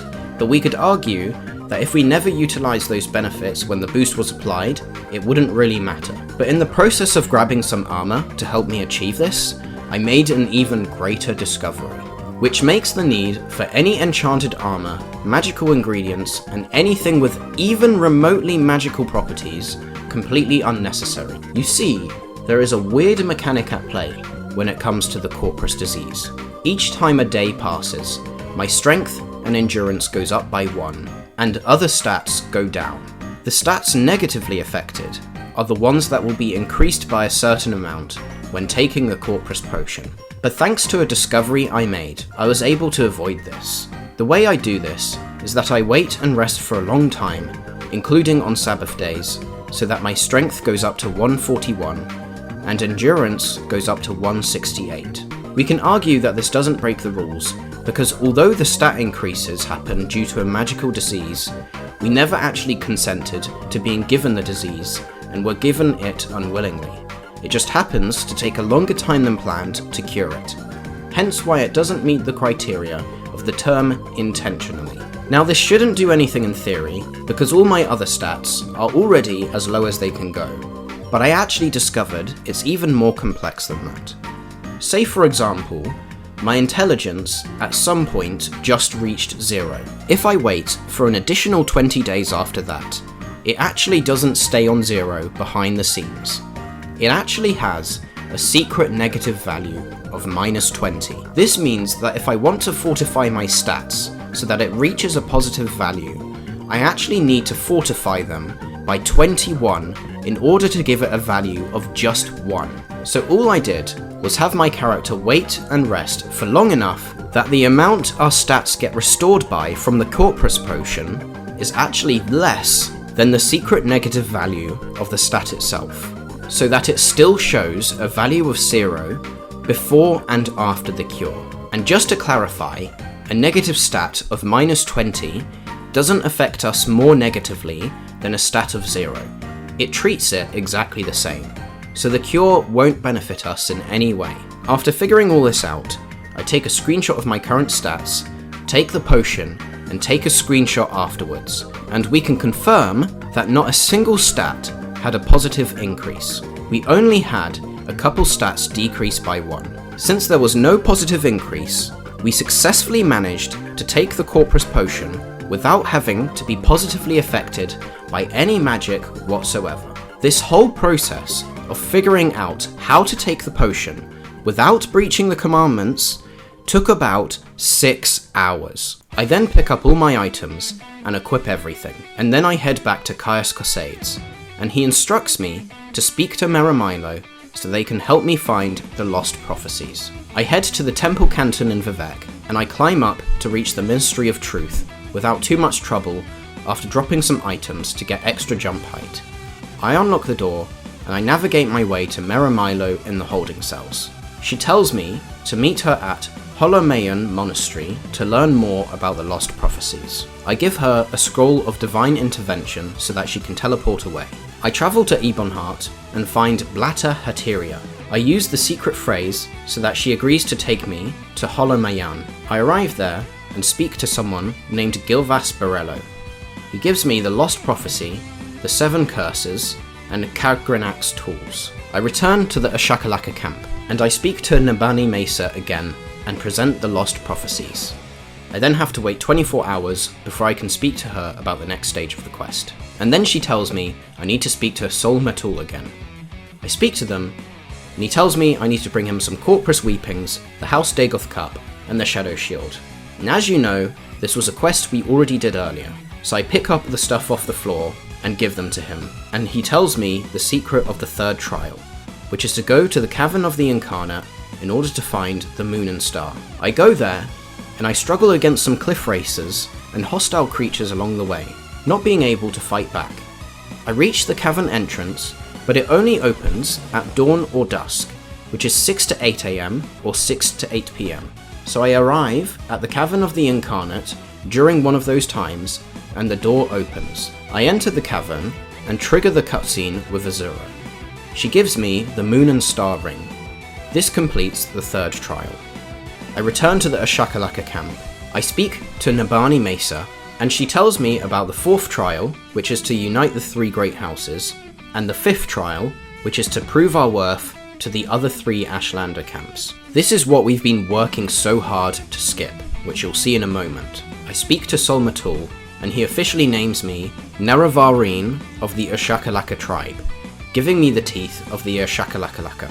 By this point, my reputation is at 43, making us only 7 short of the 50 required. This is where they finally come into play, because we are not able to do the 4th and 5th trial without breaking the commandments. There are 2 factors as to why this isn't possible. One of them is that I will need to convince people in Tel Vos to become Telvanni Hortador. This is a location that requires a levitation spell to travel around, and the locations of each person are in really high places that are likely impossible to reach otherwise. This uses magic, which would breach one of the commandments. The second factor is that even if high acrobatics or alternate means of getting there without magic is in fact possible, it won't matter at all, because there is one person named Gothren that will outright refuse to name us Hortador, and there is no route to completing this quest other than killing him. So although there might be a way for me to reach him, there is absolutely no way for my followers to reach him. So I will have to kill him myself, and that will breach one of the commandments. This is why we went through this absolutely painstaking process of trying to reach 50 reputation points. There is an intended mechanic in the game where if you reach level 21 or higher and have more than 50 reputation points, you skip the 4th and 5th trials entirely. We are not at that level yet, but since we aren't far off, and some of the 4th and 5th trial quests give reputation points, it means that we only need to do a small portion of the quest line and skip the impossible sections entirely. If it weren't for those impossible sections, we never would have had to do that awful reputation grind that took up the majority of this run. The first thing I do for this questline is that I travel to House Halalu in Vivec and speak to Crassius Curio. He agrees to support me if I give him a kiss. I politely decline and give him 500 gold instead, as Christian doesn't swing that way. He reluctantly accepts my offer. I then find Drambero in the St. Olm's Haunted Manor. He agrees to vote for me with no strings attached. Next, I visit Yingling Half-Troll in St. Olm's. He demands 1,000 gold for his vote. I pay him, and he agrees. I travel to the Dren Plantation, and I speak to Orvas Dren, and he immediately agrees to support me. I then visit Navina Yules at Yules Manor. She also pledges her support, although it's implied she was threatened to do so. I then travel to Valanda Omani at Omani Manor, and she also gives me her vote. After getting agreements from everyone, I return to Crassius Curio. He officially names me Hortador of House Halalu, and he gives me the Belt of the Hortador. Completing this quest awards me 4 reputation points, putting our reputation points up to 47, with only 3 left to go. I take a Silt Strider to Aldrune, I enter the Manor District, and I find Athen Serethi and speak to them. He tells me that his son is being held in Venom Manor. I find the locked door in Venom Manor, but the problem is that the moment I unlock it, the guards will attack me and him. Weirdly enough though, the guard gets aggro towards me, but just randomly stops and leaves me alone. I don't know if this is a glitch or intentional, but I'll take the win regardless. This doesn't stop the other guards from coming after me though, but thankfully, we manage to outrun them to the exit. I return to Athen Serethi, and he agrees to support me now that I've returned his son.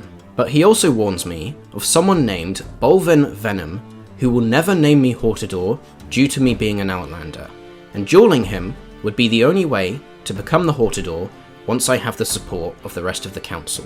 I speak to Garissa Lelefri, Minor Aroba, and Mistress Barra Morvain, and they all give me their support. Lastly, I speak to Bolvin Venom, and he stubbornly refuses to support me.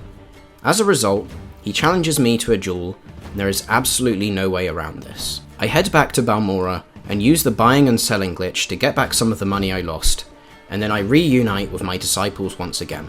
I decide to only take Tarvyn with me, and escort him all the way to the arena in Vivec. Bolvin charges at me, and calls me the Morrowind N-word.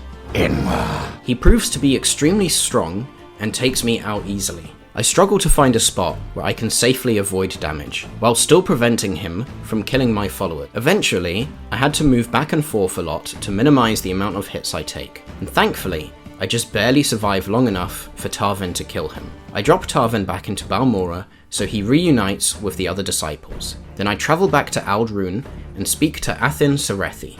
He names me Hortador of House Redoran. He gives me the Ring of the Hortador, a sealed package from the Archcanon, and a public notice identifying me as an Imperial agent. But more importantly, I receive another 4 reputation points, which finally, at long last, takes me over the 50 reputation points requirement.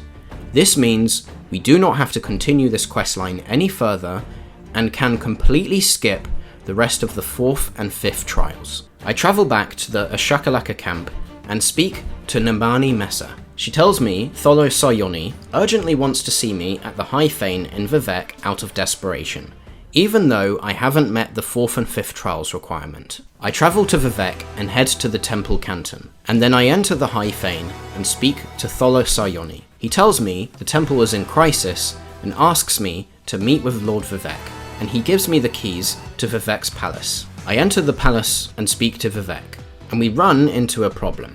He offers to give me Wraithguard, which is a necessary gauntlet to equip, as it prevents you from being damaged by Sunder and Keening. Without it, we will die from using them. Wraithguard uses magic, so we aren't actually allowed to equip it, and we can't use methods other people used to survive Sunder and Keening by using magic to heal either. And both Sunder and Keening also use magic, so it's problems all around, but this is actually not what's screwing us over right now. That's a problem for later. It's actually here that Vivec specifically tells us to swear an oath before all gods and men. And even though we can't use Wraithguard, we still have to agree to this prompt in order to progress the questline. Otherwise, he'll just tell me to get lost and the questline won't continue. Eventually, I have to somehow justify this to myself and conclude that it is still only a grey area by saying that we're only swearing before the gods rather than worshipping any of them.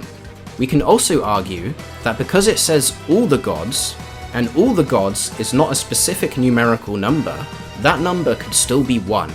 So when we say all the gods, in our minds, we could still only be saying Yahweh. So I reluctantly agree to swear before all gods and men, and use this grey area logic. He gives us Wraithguard, and tells us how to use it and defeat Dagoth. He instructs us to gather Sunder and Keening from the Red Mountain, then use them to destroy the heart of Lorcan. I travel to Ghostgate, without my followers for the time being, and then I pass through the Ghost Fence into the Red Mountain region. I navigate the Red Mountain and speed my way through to Dagoth facility, and then I head straight to Dagoth. Now you must be thinking to yourself, why are you going straight to the final boss? Do you have some secret trick up your sleeve to finally put this to bed? Nah, unfortunately not. The only reason I'm here is to solve an issue with Morrowind's programming. You see, the intent for Dagoth is that there are ash vampires that have a portion of his power. Killing any of them, which are partly necessary for the quest anyway, reduces Dagoth health. This makes him significantly easier to defeat him in the first place. However, the problem is that there is a bug where this doesn't work as intended. Because if we kill any ash vampires before Dagoth spawns for the first time, it will not damage him at all. This is why we're here. Because going straight to Dagoth then killing the ash vampires after actually causes the functionality to work as intended when we return back to him. And it will make things a lot easier for us later. After doing this, I head back to Ghostgate and leave the Red Mountain region, and travel all the way back to Balmora to gather my disciples. And I now have to go through the painstaking process of escorting them all to the Red Mountain region. This proves to be an incredibly difficult process, but by this point, we already know how it's going to go. While travelling through the Red Mountain, I rest on the Sabbath day. We end up having to take a really long route because the shorter route has a bunch of Shreks. After over 2 hours of an awful journey, we get near to the ruins of Adrosal, but we need to climb up the steep hill that the followers are finding impossible. After some finicking around, and a lot of patience, I find a specific path that the followers manage to get across, and eventually we make it all the way up. Unfortunately, Corky had to be left behind in the process, because his pathing was even worse than the other followers. I tried for a very long time, and he simply would not go up. We'd have to see if we can come back for him after. For now, we enter a Drossel and grab Keening from the tower. I then return to Corky, and unfortunately, this is where his journey ends. Leaving him behind for a short period of time proved to be too much for him to handle, and it's now over for him. I decide not to reload and save him, because even if we could save him, it would be too much hassle to bring him up with us, as we couldn't do it before. This means Corky becomes the only Gwar to ever go to heaven. Rest in peace, Corky.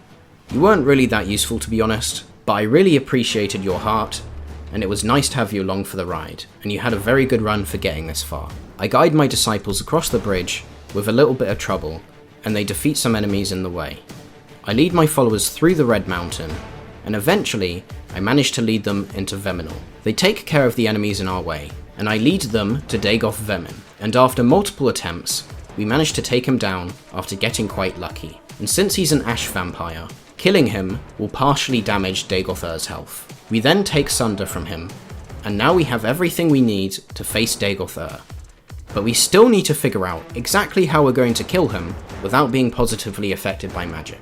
Because again, we can't use Wraithguard, we can't use Sunder, and we can't use Keening. And the Heart of Lorcan is explicitly designed so that it can't be destroyed without Sunder and Keening. But hey, we'll figure it out. I escort the followers to Dagoth's facility. Leading my followers through the volcanic terrain proves difficult, and I thought it would be impossible to get them to the facility by the end. But I luckily found a slope that they can slide down, and I got extremely lucky, and they somehow all made it down safely without dying. We enter the facility, and on the way to Dagoth, we find Dagoth Gilvoth, and my followers make short work of him. And again, since he's also an ash vampire, this will partially damage Dagoth's health. And then we manage to reach Dagoth. Dagoth asks me if I really am the Nerevarine reborn. I just say that I don't know any more than he does, so that I can avoid any claims of being a god. He then asks me what I'll do with the heart, and I just say that I have my own secret plan for the heart. He then asks if I ever would have joined him, and I say no.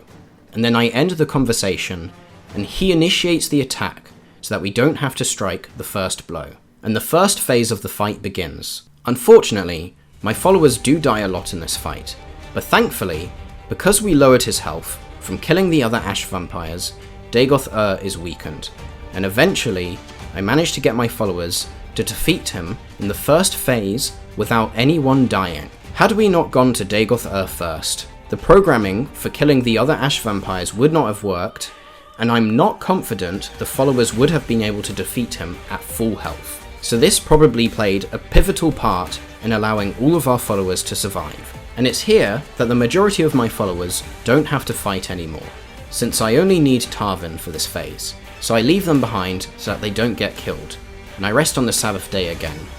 And I actually enter the room without Tarvyn first, and you're about to see why. We initiate the fight with Dagoth by ourselves. The reason being that if Tarvyn defeats Dagoth, he would just respawn back on the bridge. However, there is a trick that you can perform, where if you just go near the edge, Dagoth will sometimes walk off and fall right off the edge. And eventually he drops down, and I tank a ton of damage in the process of nudging him, but eventually manage to push him off. Since he doesn't actually die, and just stays stuck at the bottom, he will never spawn back up again, and we have complete freedom from here. I then return to Tarvyn, and now you're about to see exactly how we're going to try and destroy the heart. The plan I have is to give Sunder and Keening to Tarvyn.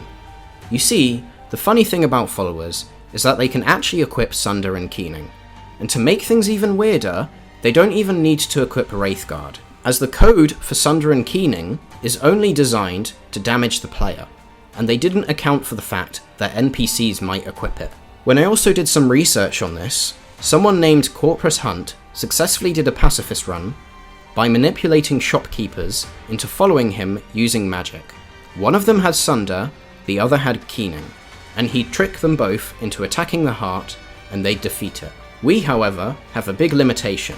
We can't use magic, so we can't manipulate anyone into following us, and in the base game, The only follower we can use that has the ability to equip anything is Tarvyn. Followers also have a problem where once they equip something, and it's the strongest weapon they have, they will not unequip it, and it won't appear in their selling inventory, meaning we can't even take it out of their hands to get them to switch weapons. So essentially, we are completely stuck, except for one small saving grace. And this entire run has led up to this point in the hopes that it will function exactly how I want it to, which up until now, I've had absolutely no way of knowing. It's all been on faith, but faith is exactly what makes someone a follower of Christ. You see, weapons have durability, and durability still goes down, even for NPCs. So my hope is that because Tarvyn equips Sunder first, due to it being the stronger weapon, that he will continuously attack the heart until his weapon breaks. And if that weapon breaks, he will hopefully automatically equip Keening and then finish off the heart. Sunder has a massive amount of durability, so it will take a very, very long time to break. Regardless, I take Tarvyn to the heart, I quickly attack the heart myself, doing absolutely no damage because we aren't using Sunder, and this causes Tarvyn to get aggroed to the heart and attack it. And now, all we can do is wait.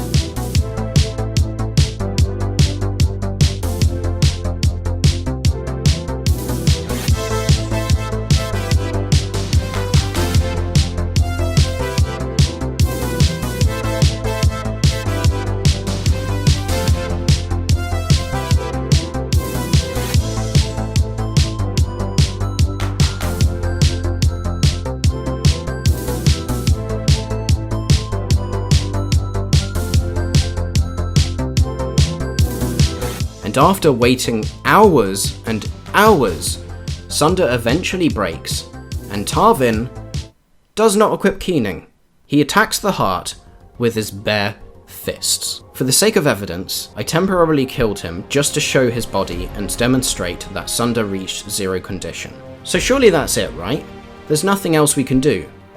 The last thing we can try is trade with him and hope that I can actually take Sunder off him. Because maybe, since he's equipping nothing, that he doesn't have it equipped anymore. However, he's aggroed to the heart, so we can't speak to him. Thankfully, if you save and then reload, his aggro completely resets. So I then went to trade with Tarvyn, and to my shock, I could see that because he had nothing equipped, a broken Sunder appeared in his inventory. And because it's completely broken, it only costs 1 gold to buy. So I purchase it, and then Keening disappears from his cell inventory, almost like a complete reset happened, which can only mean one thing. I attack the heart of Lorcan once more, which causes Tarvyn to aggro to the heart,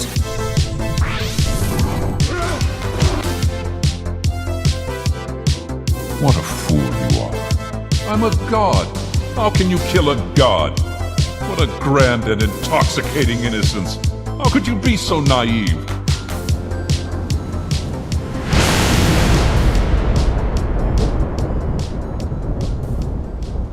Tarvyn! You are afraid, and that is right.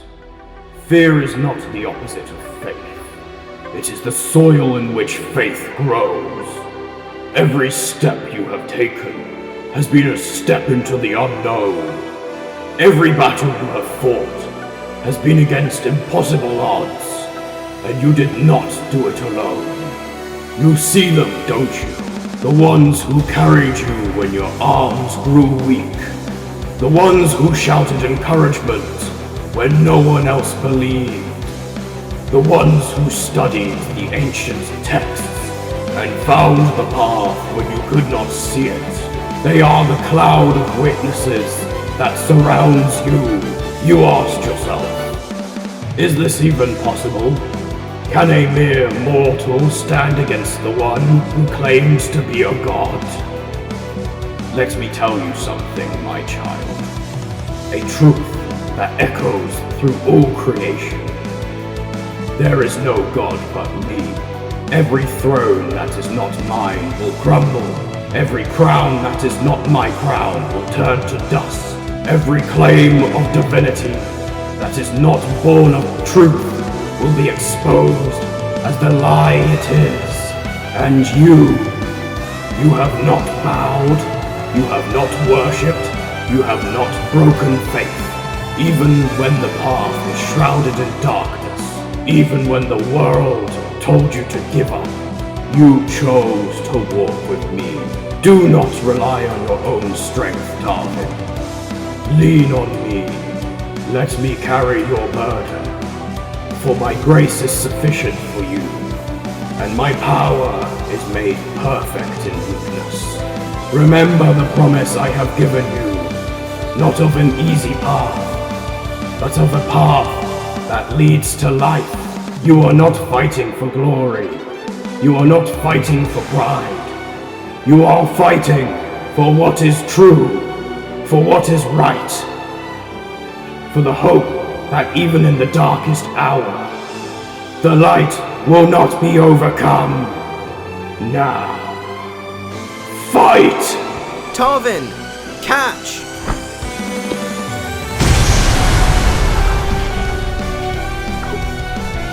What are you doing? Fool! Stop!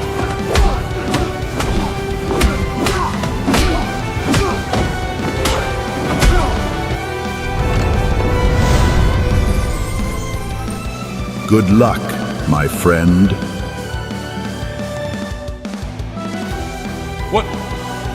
What are you? I am a follower of Christ. Too late.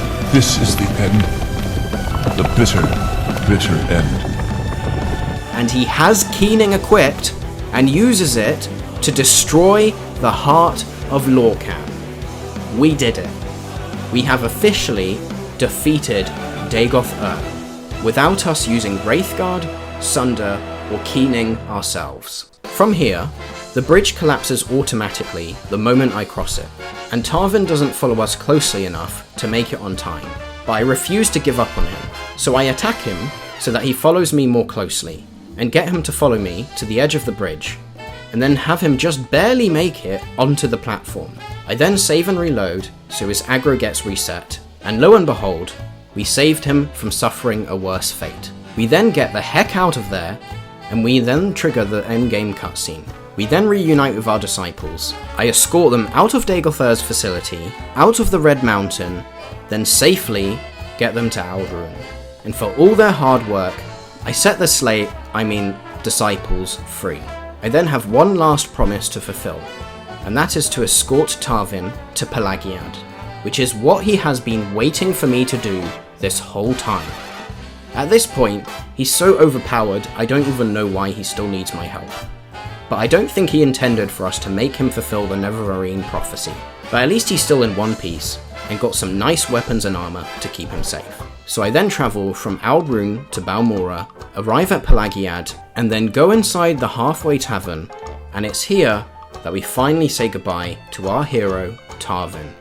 And with that, our challenge run has finally been concluded. And this run is a mission success if you use the most insane mental gymnastics possible. I am never, ever allowing myself to do something this difficult again. I started this challenge thinking I would be able to finish it in a couple weeks or a month maximum. Instead, it took 8 months to complete this challenge.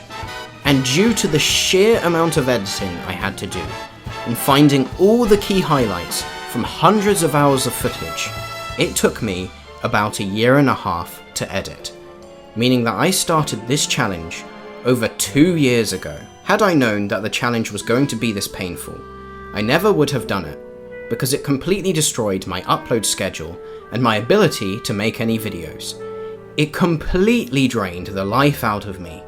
But despite all of these things, I have no regrets, because the feeling of achievement I have from this video is like nothing else. I do not care if I do all of this, and the video only gets about 50 views. Nothing can take away the achievement of me completing this, with the help of all the others who were part of this journey. It was so great overcoming some of the most difficult obstacles, and really heartwarming the amount of effort and commitment I had from viewers who came in with their own research to help me achieve this. None of this would have been possible without them. With all that said, I think a break is due for me. In the time that it took for me to make this video, I got married, bought a house, and completely did it up with my wife. And in 1 to 2 months' time, depending on when this video gets uploaded, I will be becoming a father.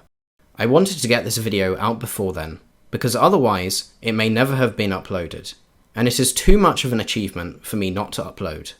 Since my entire life is about to change, I'm going to have so much less time on my hands, and I don't even know when the next video for this channel will happen. This is not a goodbye, it's just a warning that you may not see me for a while. But don't worry, this channel is not leaving me. This channel has always been such an important part of my life, and has given me some of my greatest memories, and also helped me through my worst moments in life. And I intend to keep it in my life for many years to come. With all that said, thank you to everyone for all of your support. I especially want to thank the following people who helped me make this challenge possible. The Nothing Nobody, MyMe, CPU00001, Axiom, David195, Zyrob, Hi I'm Piers, Banjo Destructo, Vans Pebble, Unbelievable Guy, Joe Enderman, Wild-Eyed Wanderer, Josh M, Duke Farnshaw, Hapboy, Reverend Revenant, Too Much Salt, Talpstar, The Katie Star 2, Daniel Floyd, Mackerel, JCR Spartan, and Train Minator. Lastly, I want to showcase some art that Josh M has put together for this challenge run. Thank you for all of your effort and talent that you have put into this, Josh. You are very talented, and it's a real privilege for me that I get to showcase the effort that you have kindly volunteered your time for me. To everyone else, if you want to support me, you can either support me on Patreon, or you can also become a member on my channel. And just so you know, YouTube has given me an option to adjust the pricing on membership, and I've reduced it to the lowest amount possible, because, to be honest, we live in a pretty screwed up economy right now, so it's not really fair to ask people for too much. And honestly, the fact that you're watching this video is more than enough support for me. But anyway, that ends this very long video.